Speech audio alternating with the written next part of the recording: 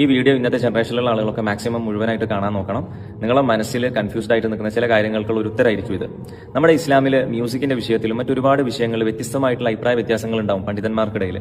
അപ്പൊ നമുക്ക് ചില ആളുകൾക്ക് തോന്നും, എന്തുകൊണ്ടാണ് ഈ പണ്ഡിതന്മാർക്ക് ഒരേ അഭിപ്രായത്തിലേക്ക് എത്താൻ പറ്റാത്തത്? ഡിഫറെന്റ് ഒപ്പീനിയൻസ് ആണല്ലോ, ഇത് ഇസ്ലാമിന്റെ സ്ഥിരതയില്ലായ്മയെ കാണിക്കുന്നതല്ലേ എന്നുള്ള ചില തോട്ട്സ് ചില സമയത്തൊക്കെ നമ്മളെ മൈൻഡിലൂടെ ഇങ്ങനെ പാസ് ചെയ്ത് പോകുന്നുണ്ടായിരിക്കും.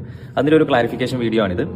ഈ അഭിപ്രായ വ്യത്യാസങ്ങൾ എന്ന് പറയുന്നത് ഒരിക്കലും ഒരു ബലഹീനത അല്ല, മറിച്ച് ഇസ്ലാമിന്റെ ബ്യൂട്ടിയാണത്. നമുക്കുള്ള ഒരു ഫ്ലെക്സിബിലിറ്റിയാണ്. കാരണം മതം ഒന്നാണ്, ലക്ഷ്യവും ഒന്നാണ്, പക്ഷെ മനുഷ്യന്റെ സിറ്റുവേഷൻ ഒരിക്കലും ഒന്നല്ല. ഡിഫറെന്റ് കൈൻഡ് ഓഫ് സിറ്റുവേഷൻ ആണ് ഓരോ മനുഷ്യനും ഫേസ് ചെയ്തുകൊണ്ടിരിക്കുന്നത്.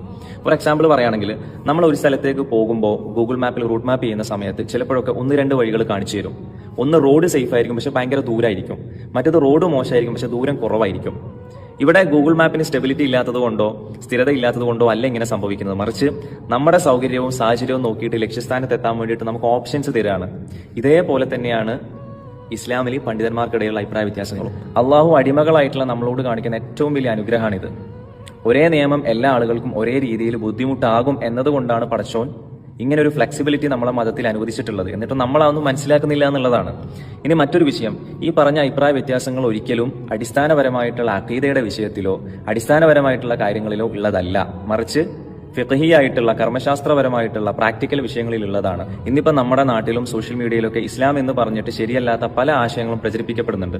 അതുകൊണ്ട് നമ്മൾ കേൾക്കുന്നതും കാണുന്നതും എല്ലാം അങ്ങോട്ട് വാരി വലിച്ച് സ്വീകരിച്ച് കൺഫ്യൂസ്ഡ് ആകരുത്. ഇസ്ലാമിൽ ഒതന്റിസിറ്റി എന്നുള്ളത് ഏറ്റവും ഇമ്പോർട്ടന്റ് ആയിട്ടുള്ള ഒരു കാര്യമാണ്. ഖുർആനും സുന്നത്തും ശരിയായി മനസ്സിലാക്കി പഠിപ്പിക്കുന്ന വിശ്വസനീയ പണ്ഡിതന്മാരുടെ മാർഗനിർദ്ദേശത്തിലാണ് നമ്മൾ നിലകൊള്ളേണ്ടത്. കൺഫ്യൂഷൻ അല്ല, ക്ലാരിറ്റിയാണ് നമ്മൾ അള്ളാഹുവിലേക്ക് അടുപ്പിക്കുന്നത്.